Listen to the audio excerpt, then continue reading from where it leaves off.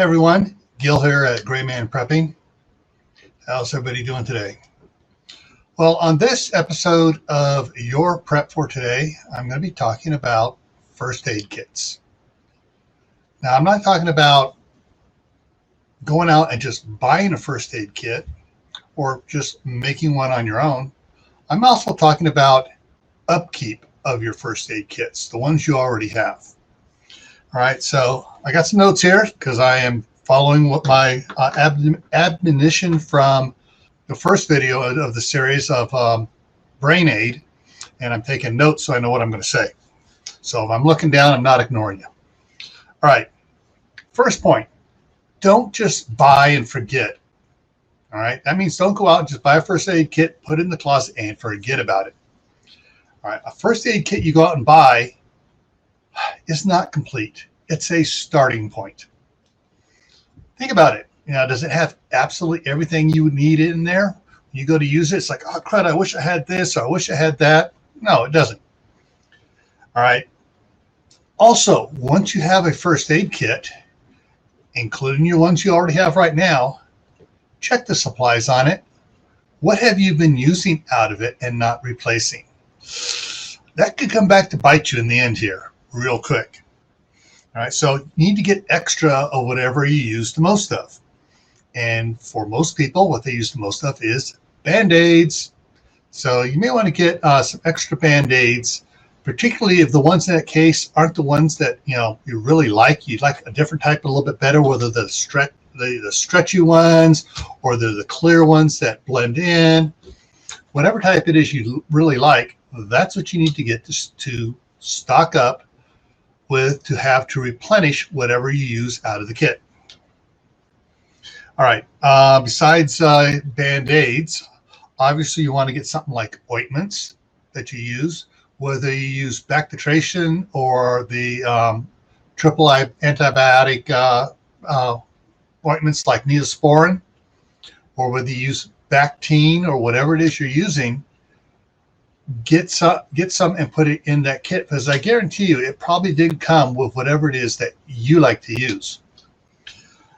One of the big ones, one of the first thing my wife did when we bought one of those big ones at Sam's Club, because we're both getting a little bit older and we're wearing glasses now, and it's kind of hard to hold a magnifying glass, look at the splinter that's in your finger, hold the magnifying glass there, and then grab tweezers and without the magnifying glass falling. So what she did, she went out and got some what we call the cheaters, the non-prescription ones. She went out and got the 4-time magnification ones, and she stuck a couple of those in our first aid kits, because that way I can take this off, put the 4-power ones on. Okay, yeah. Oh, wow, now I can see it. And it works really good. They take up a little space. Not much space at all, because they, the glasses, they fold up, so they fit into the space there. But if you have like a bag or something, a first aid kit in a bag, or big box, whatever, you're just going to bring it out. We also have in our first aid cabinet, where we got all. It's not first aid cabinet, it's our medicine cabinet, where we got all the supplies and everything else, cough drops, everything else.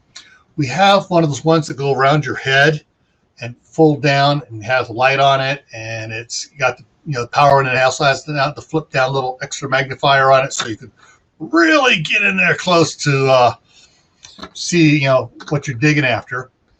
One of those is good to have too if you have a bigger kit and you have room for it. Just checking my notes here. Extra gauze and gauze pads. So the rolls of gauze and the gauze pads. Now there's 2 types of gauze pads you may want to consider. The one that has that coating on it, so that when you stick it on a skinned up knee, it doesn't stick to it. It's the same coating that are on regular Band-Aids to keep it from sticking to the wound. Then there are other ones that are just gauze pads to, you put on if you got a bad bleeder or whatever else. You just start packing the gauze pads on and wrapping it up and stuff. So there's the 2 types of gauze pads you may want to get extra of, because you never can tell when you're going to, if you start using some of that stuff, if you don't have it on hand to replenish it afterwards, you may forget to restock it afterwards. And then the next time you go to use it, it's like, oh crud, too late. Alrighty. Now, there are special other items that need to go into your first aid kit that are for you.